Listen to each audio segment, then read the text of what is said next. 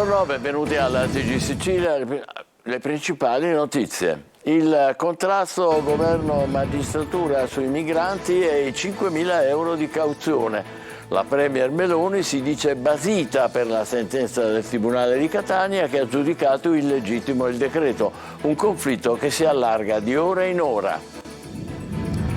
Sicurezza a Catania, il nuovo questore Bellassai, daremo risposte concrete in tempi brevi ai cittadini con una maggiore presenza sul territorio.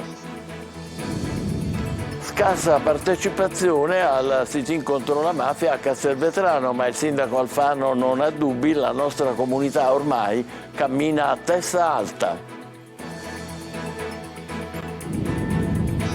Ancora pochi i bollini tricolori che indicano gli sconti sui prodotti di prima necessità, marginali i ribassi, i consumatori concordi si risparmiano pochi centesimi. Catania, lo scempio sotto il ponte, è diventato un deposito abusivo di spazzatura il sottopasso di via Orfanatrofio, a 2 passi da via Vittorio Emanuele. La segnalazione di un ascoltatore a ditelo al vostro TG. Calcio, la domenica perfetta delle siciliane, vittoria in rimonta del Palermo, ora secondo in Serie B, poker del Catania, la Casertana con Eurogol di Chiricò e successo del Messina sull'Avellino.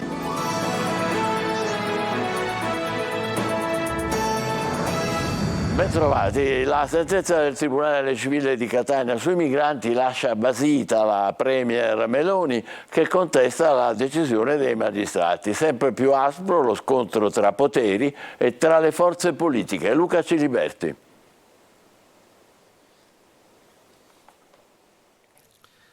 La sentenza del Tribunale Civile di Catania firmata dal giudice Iolanda Apostolico lascia basita la Presidente del Consiglio Giorgia Meloni che contesta la decisione del giudice che ha rimesso in libertà 4 migranti fermati in base alle norme dell'ultimo decreto varato dal governo. La giudice ha naturalmente disapplicato anche la garanzia finanziaria di quasi 5.000 euro richiesta ai richiedenti asilo per evitare la detenzione nei CPR. Su Facebook lo sfogo di Giorgia Meloni che scrive che la magistratura si scaglia contro i provvedimenti di un governo democraticamente eletto. L'attacco della Presidente del Consiglio è diretto, non è la prima volta che accade e purtroppo non sarà l'ultima. Certo, tutto diventa molto più difficile se perfino un pezzo d'Italia fa tutto il possibile per favorire l'immigrazione illegale. Parole che hanno fatto saltare sulla sedia l'Associazione Nazionale Magistrati che difende la collega. Quelle che abbiamo letto, dice il sindacato, sono parole sbagliate per toni e contenuti che non sono consoni ai rapporti tra magistratura ed esecutivo. Ma chi è la giudice Iolanda Apostolico? La magistrata ha 59 anni ed è originaria di Cassino, in provincia di Frosinone, non è iscritta a correnti, è arrivata a Catania più di 20 anni fa, prima si occupava di diritto penale, poi il passaggio al civile nella sezione immigrazione. Non ha mai espresso posizioni politiche riguardo il suo lavoro. I giornali di centrodestra però hanno scandagliato il suo profilo Facebook, che è stato chiuso poche ore dopo la decisione di Pozzallo, tirando fuori alcuni post. Il primo, ad esempio, è la condivisione di una petizione nel luglio 2018 che chiedeva una mozione di sfiducia nei confronti di Matteo Salvini. Nell'elenco delle pagine seguite su Facebook, Apostolico ha anche Free Open Arms, ma anche quella dedicata a Open Arms, ONG che ha portato il leader della Lega a processo. Immediata la reazione del vice premier Matteo Salvini e le notizie sull'orientamento politico del giudice che non ha convalidato il fermo dei migranti sono gravi ma non sorprendenti, dice Salvini. La Lega chiederà conto del comportamento del giudice siciliano in Parlamento, conclude il ministro. I tribunali non possono essere trasformati in sedie della sinistra. Nuovi sbarchi di migranti in Sicilia nelle ultime ore, 11 tunisini, fra i quali 4 donne e 3 minori, sono approdati a Lampedusa. In 3 sono stati portati per controlli al poliambulatorio. Attualmente nell'hotspot dell'isola ci sono poco meno di 100 ospiti. Ad Augusta sono stati fatti sbarcare altri 138 migranti, in prevalenza di origine afghana e iraniana. Daremo risposte concrete alle urgenze della città. Con questo obiettivo si è insediato il nuovo questore di Catania, Giuseppe Bellassai. Lorena Dolci. Tra un saluto al prefetto ed una al sindaco, il nuovo questore di Catania incontra la stampa. Siciliano di Santa Croce Camerina, Giuseppe Bellassai, 61 anni, ex questore di Perugia, prende il posto di Vito Calvino che va a dirigere la questura di Palermo. Ha studiato ai piedi dell'Etna e ricorda una città molto diversa da quella attuale. Catania è una città bellissima, io l'ho frequentata da universitario purtroppo tanti anni or sono, e non era la città, la bella città che ho trovato oggi. Una città bella ma difficile che richiede proprio per questo risposte indifferibili. Bisogna studiare per capire esattamente i fenomeni e quale sia la soluzione migliore ai fenomeni, e cercheremo, lo ribadisco, ma con i fatti, prima ancora che con le parole, di dare delle risposte alle urgenze anche del centro storico. Per questo il neoquestore chiede la collaborazione di tutti i cittadini, spesso sfiduciati. Noi abbiamo un dovere assoluto come Polizia di Stato, quello di conquistarci la fiducia del cittadino. La fiducia del cittadino ce la dobbiamo conquistare quotidianamente con un'azione di presenza sul territorio che dia i risultati ai quali i cittadini aspirano. E i catanesi alle forze di polizia chiedono soprattutto sicurezza, dovuta a chi ci abita, ma anche ai tanti turisti che visitano la città. Intanto anche a Palermo si è insediato il nuovo questore Ito Calvino, proveniente da Catania. È importante, ha detto Calvino, garantire la lotta alla mafia e la sicurezza dei cittadini. In pochi al sit-in di Castelvetrano contro la mafia e i messaggi di cordoglio dei social. Il sindaco Alfano e il suo collega Castiglione, è tempo di camminare a testa alta. Laura Spanò.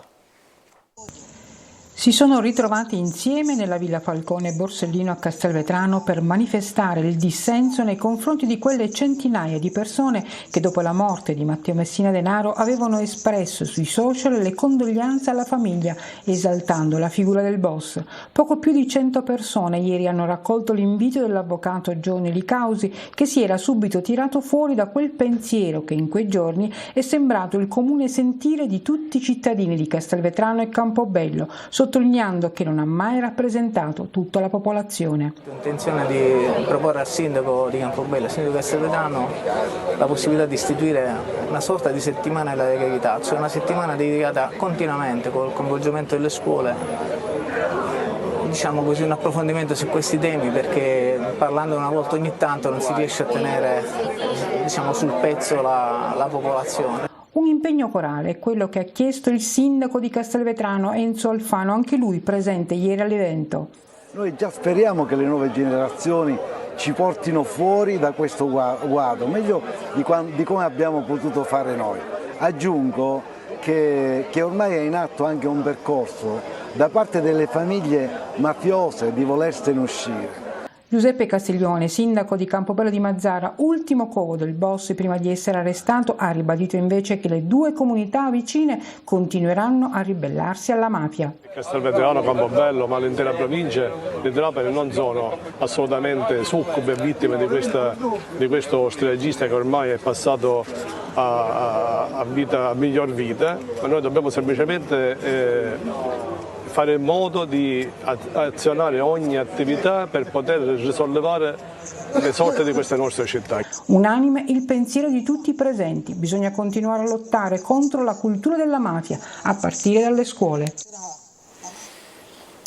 Per combattere l'inflazione e calmierare i prezzi arriva il salva spesa nei supermercati aderenti, bollini tricolori che indicano i prezzi scontati del 10% di pane, pasta, latte e prodotti per la persona, ma i catanesi si dimostrano freddi all'iniziativa voluta dal governo Meloni. Tonino De Mana. Falsa partenza o una partenza con il freno a mano tirato. Si può definire così l'esordio del carrello tricolore, l'iniziativa denominata salva spesa voluta dal governo Meloni con l'obiettivo di calmierare i prezzi di prodotti di prima necessità per cercare di fronteggiare l'inflazione e tutelare il potere d'acquisto. Carrello leggero o semivuoto per tanti motivi, in primis per l'avvio dell'iniziativa in un giorno festivo che tra l'altro non ha consentito ai punti vendita aderenti di organizzarsi con le informazioni necessarie e le etichette sugli scaffali che indicano il prodotto a prezzo scontato del 10%. Pochi i catanesi che conoscono il cosiddetto bollino tricolore. No, che cos'è? Sapete cos'è il bollino tricolore? No. Siete appena stati al supermercato, avete visto il bollino tricolore? No. Chi conosce l'iniziativa non fa certo salti di gioia. Non lo so fino a che punto convenga questo 10%, perché molti prodotti erano aumentati anche più del 10%, quindi quando poi tu me li scali del 10% non ci concludi granché. Prezzi calmierati, non so a cosa servono comunque. Andrà a caccia del bollino tricolore? Ma non penso. Il provvedimento sarà in vigore fino al 31 dicembre 2023, ma non si esclude una proroga. Avevano nascosto in auto 1 chilo di cocaina, un uomo e una donna. I carabinieri li hanno arrestati nel Trapanese accusandoli di detenzione di droga ai fini di spaccio. Il ponte sui rifiuti, una discarica a cielo aperto a Catania, in via Orfanatrofio, dove rifiuti di ogni tipo, inerti, Eternit, fanno bella mostra in pieno centro della città. Un nostro ascoltatore ci segnala lo scempio che puntualmente vi documentiamo. Tonino De Mana. È un sottopassaggio, ma somiglia più ad una discarica a cielo aperto che con il passare delle ore aumenta il suo volume, rendendo quasi impossibile il passaggio di auto e pedoni che per transitare sono costretti a tapparsi naso e bocca. La segnalazione al nostro numero di WhatsApp 342 74 55 005 arriva in redazione di Buon Mattino, mittente un residente nonché nostro telespettatore che abbiamo contattato ed ascoltato. E quindi è proprio invivibile, non si può più vivere, non si può anche più transitare. La cosa più grave è che questo ponte qua che danno fuoco alla spazzatura rischia di collassare, a parte che il ponte sta per collassare, ma ci sono anche passaggi di servizio dove ci sono cavi e fili che passano qua sotto, è una cosa pericolosissima. Vediamo proprio delle macchine che hanno proprio difficoltà a passare. Ancora per un paio di minuti possono passare, fra qualche ora che la gente continua a buttare spazzatura non passerà più nessuno. Non servirebbe alcun commento a queste immagini girate questa mattina in via Orfanotrofio a pochi passi da Porta Garibaldi e quindi nel cuore di Catania. Si scarica di tutto di notte e in pieno giorno, tanto chi viene qui sa benissimo di farla franca. Non sa forse il danno che arreca all'ambiente e non sa certamente il rischio che può derivare dallo smaltimento illecito dell'Eternit, fibre di amianto cancerogene che si disperdono nell'aria e che sono ancora più pericolose se bruciate come in questo caso. È più che altro un'emergenza sanitaria, perché quello che noi ci rendiamo conto è che le malattie si diffondono anche a centinaia di metri. La spazzatura che giace per giorni e settimane produce batteri, virus che attaccano bambini, persone anziane, donne incinta. Continui incendi di spazzatura hanno ormai annerito e reso pericolante il muraglione che vedete e rischia di collassare anche il ponte di via Vittorio Emanuele. Agli organi preposti spetta ora anche il compito di verificare le condizioni della struttura.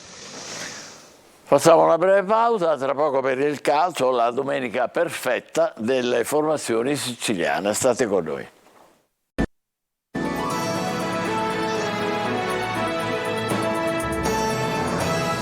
Eccoci di nuovo insieme con il calcio, domenica da ricordare in casa a Catania. I rossazzurri dominano e vincono 4-0 a Caserta, mattatori dell'incontro Chiricò e Di Carmine. Mercoledì c'è il derby di Coppa con il Messina, il nostro inviato Marco Carli.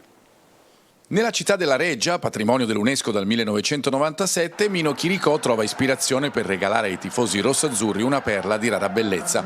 Un gol da centrocampo, un tracciante perfetto che segnala ulteriormente la qualità del numero 32 etneo e richiama alla memoria altri gol da cineteca come quello di Mascara nel famoso derby della favorita del 2009. A Caserta il Catania si impone con lo stesso risultato di quel match storico 4-0. La stella, come detto, è Chiricò che apre e chiude le marcature e il secondo gol è un'altra perla. Sinistro a giro e pallone all'incrocio. Alla fine il genietto gongola. Come prima cosa ho avuto un secondo per pensare, perché comunque appena mi è arrivata la palla ho visto subito il portiere fuori di pari, come ho detto prima. Poi ovviamente quando fai questi tipi di calci ci vuole sempre un po' di fortuna. L'ho provato sì, però fortunatamente è andato sotto la traversa e siamo contenti e sono contento anch'io che mi sono finalmente sbloccato in una partita così importante. A Caserta però non c'è stato solo Chiricò, ma tutta la squadra. Tabbiani in testa che indovina tutte le mosse. Approccio perfetto, controllo del match esemplare e poi i gol, come quelli dell'altro protagonista su tutti, Samuel Di Carmine, che segna la seconda rete della giornata intervenendo in tap-in dopo una splendida girata di Zammarini respinta dal portiere. E poi la terza a inizio ripresa, dopo essere stato liberato magnificamente al limite dell'area. Io amo giocare verso la porta e attaccare lo spazio, diciamo è la mia qualità migliore, quindi oggi la squadra è stata brava, poi abbiamo sbloccato attaccato con quel gran gol di Mino, che poi tutta la partita si è aperta perché anche loro attaccavano un po' più alto e quindi mi avvantaggiavano nella zona aperta, insomma.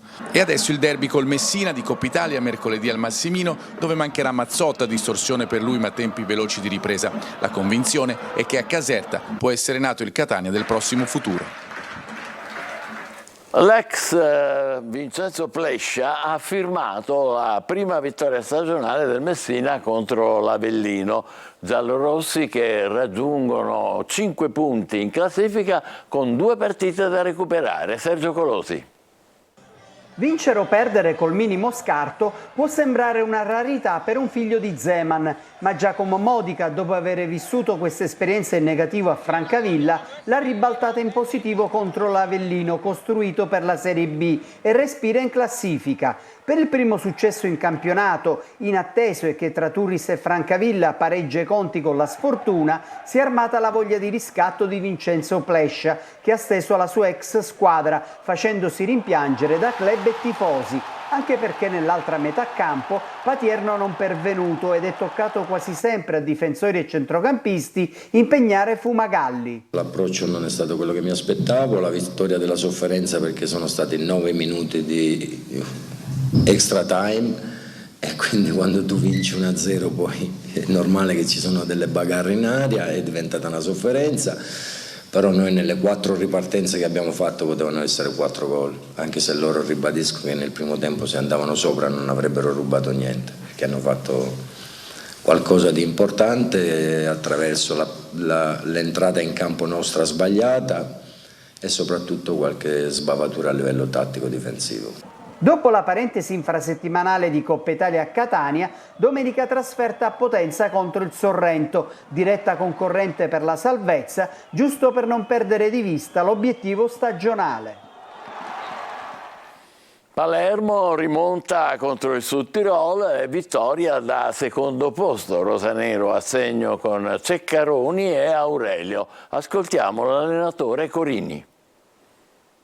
Una partita sviluppata bene contro un avversario tosto che ti concede poco, siamo stati equilibrati, pazienti, siamo andati sotto sull'unico tiro che hanno fatto nel primo tempo, ma credevo, perché vedevo delle cose, sentivo che la squadra c'era e l'abbiamo spinta, abbiamo fatto veramente insieme con tutti i 25-26 mila che c'erano oggi, è stato qualcosa di appassionante, di bello.